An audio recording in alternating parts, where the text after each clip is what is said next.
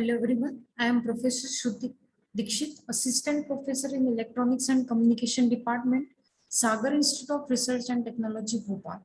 This college is under Sage Group. In today's lecture, we will discuss about the pin diagram of microprocessor 8086. This is the topic from the subject microprocessor and its applications, and code is EC501 of RGPV syllabus. So this is the topic from the first unit and fifth semester subject. This is the pin diagram of Intel 8086. The microprocessor 8086 is 16-bit microprocessor and it is having a 40 pins. In this video lecture, we will see the functions of these different pins. 1 to 20 and then 21 to 40.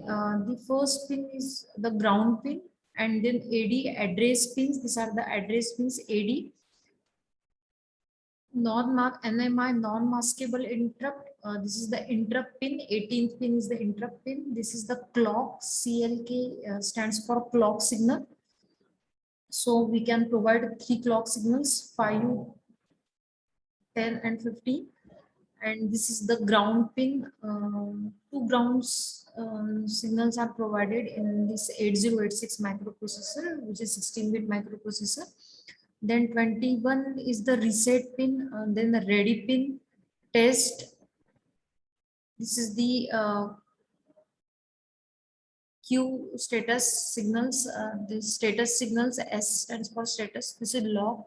Request grant, GT grant for the bus grant. Read 32 pin is the read. Then this 8086 microprocessor is working in 2 modes, maximum mode and minimum mode. For minimum mode, MN is the minimum mode and MX is the maximum mode. So these are the BH is bus high enable. Then these are the address lines. These are the AD address data bus. And VCC is the power supply. 5-volt power supply is provided. This pin number from 31 to 24. These are for the maximum mode. And when MX bar is equals to 0 and when MN is equals to 1, then these are the minimum mode pins: hold acknowledgement, write, memory input output, data transmit receive, data enable, then address latch enable, and interrupt acknowledgement. So these are the minimum mode pins and these are the maximum mode pins. So maximum mode in 8086 refers to the situation when 8086 is not only the processor to compute with 8086, there are other few processors in collaboration with this 8086 to boost up the performance. For example, 8087, 8089 are some of the processors whose interfacing with 8086 when it is working in maximum mode, and when minimum mode, only at that time in minimum mode the control signals will be generated by 8086 processor. Maximum mode, it in minimum mode only one processor is there, and in maximum mode it is interface 8086 is interfaced with the other processors. So these are the pin diagrams for remaining pins will be same, and these 40 pins will be same, and these are the minimum mode pins and these are the maximum mode pins.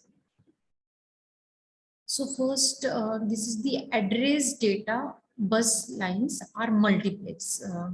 8086, 8086, in both these processors, these address data bus lines are multiplex. The rightmost 8 bits of the memory address or input output port, when address latch enable is active, high means logic 1, and input output port, and when data when the address latch enable is inactive or logic 0. These pins are at their high impedance state during the hold acknowledgement. These are address, actually 8086 is 16-bit processor having 16 data lines and 20 address lines.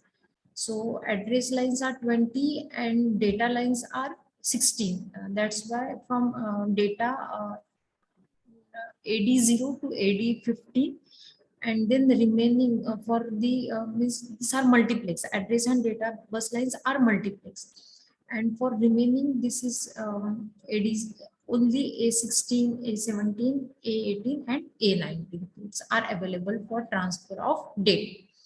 On these lines, address as well as data both are transferred. So 8086 address data bus lines compose upper multiplex address data bus on the 8086. So this line's address bits A to A15 whenever ALE is logic 1, and data bus connections for when ALE is logic 1, only address will be transferred from on this A to A15, and when the logic 0 ALE address latch enable is logic 0, at this time this data only data will be transferred from this D8 to D15, and again these pins enter a high impedance state when a hold acknowledgement occurs. These are the address status bus bits are multiplexed to provide address signals A19 to A16 and status bits S6 to S3. High impedance state during hold acknowledgement and status bit S6 is always logic 0. The bit 5 of the bit S5 indicates the condition of the interrupt flag. And the S4 and SP shows which segment is accessed during the current bus cycle. This status bits can address 4 separate 1 megabyte memory banks by decoding as 821 and 8. So these are the about the address status bus bits are multiplex. In the previous case, address data bus are multiplex. Read signal, again as we can see in this pin diagram, this read signal, this is the active low pin. Bar indicates it is the active low pin, and this bar indicates the active low pin. So read signal is the active low pin, and that's why when we will give logic 0, the data bus is respective to data from memory or input output devices. Ready pin inserts wait states into the timing.